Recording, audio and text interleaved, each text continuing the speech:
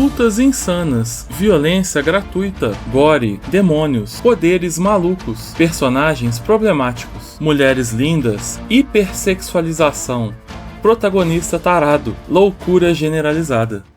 Dá pra gente associar todas essas palavras à obra de Chainsaw Man. Tatsuki Fujimoto criou um universo distópico dos anos 90, um mundo imune à felicidade e onde o pensamento pessimista reina, onde entramos na mente de um protagonista completamente afetado por esse mundo cruel. Alguém que passou por maus bocados e que tem desejos simples. Um personagem, muitas vezes, considerado mal escrito, mas que na verdade é bem profundo. Nessa obra, temos também uma ótima construção de mundo, sistema de poder interessante, personagens com um desenvolvimento complexo, dois protagonistas muito incomuns em ambas as partes do mangá, sem falar na arte, que, pra mim, é uma das mais bonitas que eu já vi em um mangá. Fazendo toda essa análise, chegamos a um questionamento. Chainsaw Man é uma obra complexa, cult, artística, ou é apenas um exagero desnecessário e uma loucura insana do autor? Eu sou o Dudu, você está no Nerd Lane Beyond e nós vamos tentar buscar a resposta dessa pergunta. Ao final, vou falar minha opinião e quero saber também da sua. Bora pro vídeo!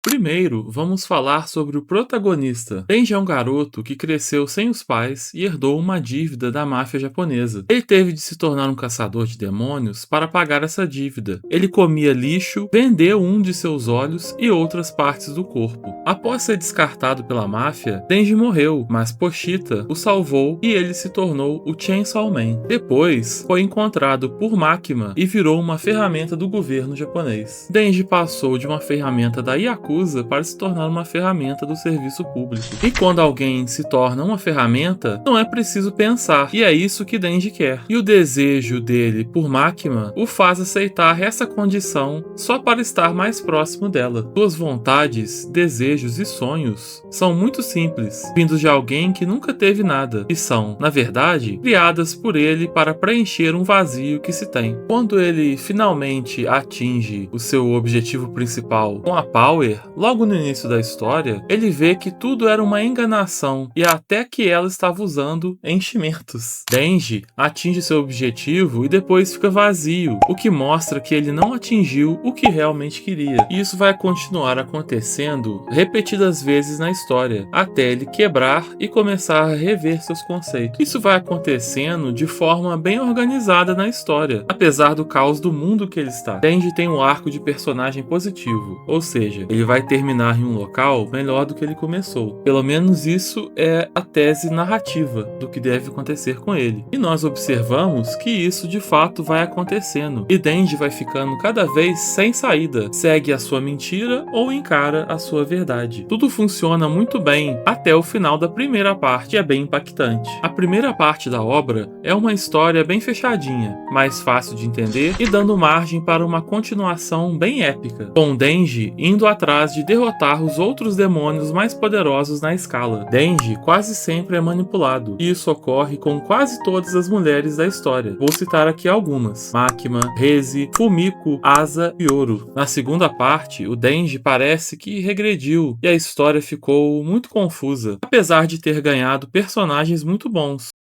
E aí passamos agora a analisar a segunda parte e a construção de mundo como um todo na história. O mundo é completamente distópico, se passa nos anos 90, mais especificamente a partir de 1997. É um mundo alérgico à felicidade, onde mortes brutais sempre ocorrem e os demônios existem, se tornando tão fortes quanto o medo de que as pessoas têm daquele conceito que representam, nos permitindo imaginar uma certa hierarquia e uma escala de poder. Toda a hierarquia de demônios que o sistema de poder que Fujimoto criou foram completamente quebrados, com o demônio da morte, por exemplo, que seria o mais forte de todos, fazendo uma participação pífia na história. Muitas vezes parece que o autor só colocou coisas chocantes para fazer o personagem sofrer mais, sem uma correlação muito boa com o desenvolvimento da história.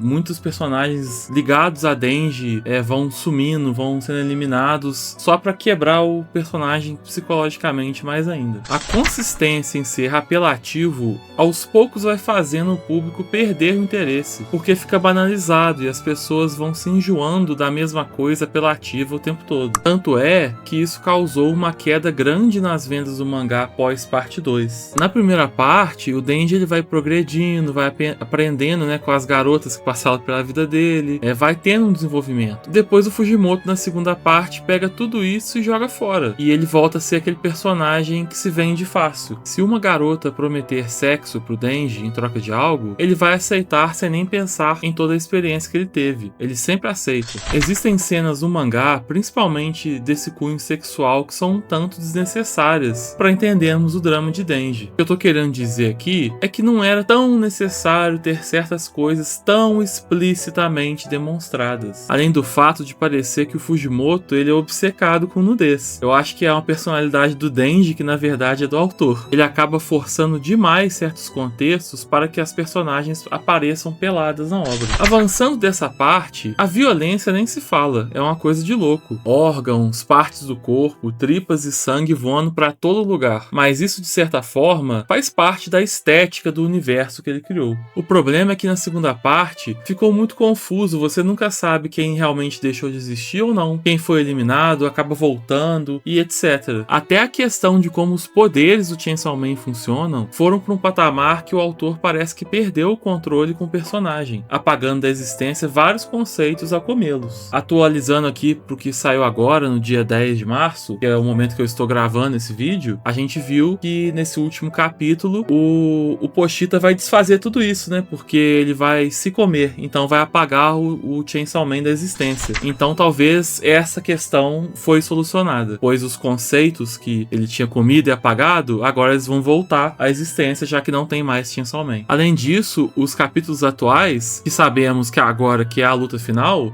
são muito diferentes do conceito original da obra, na minha opinião, e não chegam nem perto do que nós imaginávamos que seria a conclusão da obra. Claro, a Yoru é a principal vilã da história, e a dualidade e briga interna dela com a Asa são bem interessantes, mas ninguém esperava o caos desse final. É engraçado dizer que ninguém esperava o caos de Chainsaw Man, mas o que eu estou querendo dizer aqui é que era uma coisa mais linear como a história progredia. Agora nessa segunda parte ficou uma coisa completamente maluca. A impressão que se tem é que o Fujimoto se preocupou mais com causar impacto do que com a linearidade e a lógica da história. Feitas todas essas críticas, ao mesmo tempo que há um exagero explícito, dá para se entender que faz parte do estilo distópico, trágico e cômico da obra.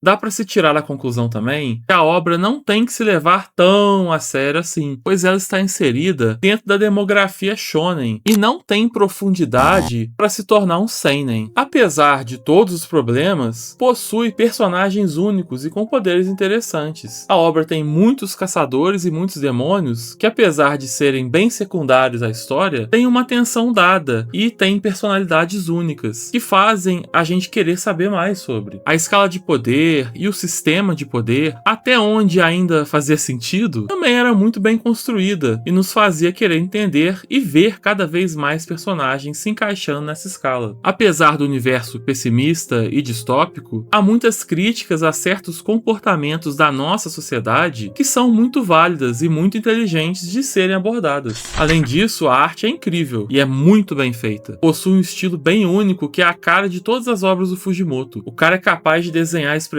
faciais bem realistas e personagens muito bonitos. No anime, foi adotando uma pegada mais de cinema, seja na arte, seja com bastante referência a filmes e obras cult. E pra mim, tem um dos melhores arcos, que é o arco da Reze, que é bem fechadinho e quase poderia ser uma história por si só. Tanto é que o filme foi um sucesso estrondoso, e pra mim foi o melhor filme que eu assisti em 2025. A Reze era uma personagem tão interessante que recentemente o autor até admitiu que se arrepende de tê-la inutilizado tão cedo na obra. Depois de toda essa elaboração, críticas e elogios, vamos à resposta das perguntas que ficaram com o conteúdo desse vídeo. Chainsaw Man é toda essa obra de arte? Ela deve ser levada tão a sério assim? Fujimoto é um gênio ou é um louco? Pois é, pra mim as respostas seriam não, definitivamente não, e Fujimoto não é nenhum dos dois. Vamos lá, Chainsaw Man é sim uma obra muito única e diferente de todo o meio de mangás e animes. É difícil ver algo parecido. Ele tenta ser mais apelativo para parecer mais profundo e mais sério, mas na verdade ele exagera demais nisso e fica banal. Tudo o que Chainsaw Man tenta fazer nesse sentido, de um mundo distópico, Attack on Titan faz 1000 vezes melhor. Portanto, ela é uma obra única, mas não é essa obra-prima toda que as pessoas e principalmente os fãs tentam nos passar. A obra deve ser levada tão a sério assim? Não, acho que essa nunca foi a ideia do Fujimoto. Ele é um mangaka jovem e nós sabemos que a escrita e a história variam muito com mangakas mais jovens. Não é Gege Akutami. O objetivo dele sempre foi se divertir e botar esses conceitos mirabolantes no papel, fazendo a gente se surpreender e se divertir também. Acho que ele exagera em muitos elementos, como já disse ao longo do vídeo, principalmente na nudez, na hipersexualização e na violência. Sim, sei que faz parte da estética do universo, e que algumas situações dessas geram até um certo alívio cômico em meio ao caos, mas acho que ele perde muito a mão com isso, é exagerado. O que eu digo é demonstrado com a perda total de controle da história, principalmente na parte 2 e de seu desfecho que está próximo, e que agora sabemos também que é o desfecho da história toda. Pessoal, e só um adendo, quando fizemos o roteiro desse vídeo, a história não tinha terminado ainda. E como o final da história conversa muito bem com esse roteiro, decidimos não agregar mais nada nesse vídeo. Acho que já é o suficiente. Por fim, respondendo à última pergunta, Fujimoto não é gênio nem é louco. Ele é um jovem mangaka talentoso, que traz algumas boas ideias e conceitos muito interessantes, mas acredito que ele é muito melhor com histórias curtas, como vemos em Look Back e a série de one-shots. Todos viraram anime e são muito bem avaliados pelo público, mas cá entre nós, acho que ele tá um pouquinho mais pra louco.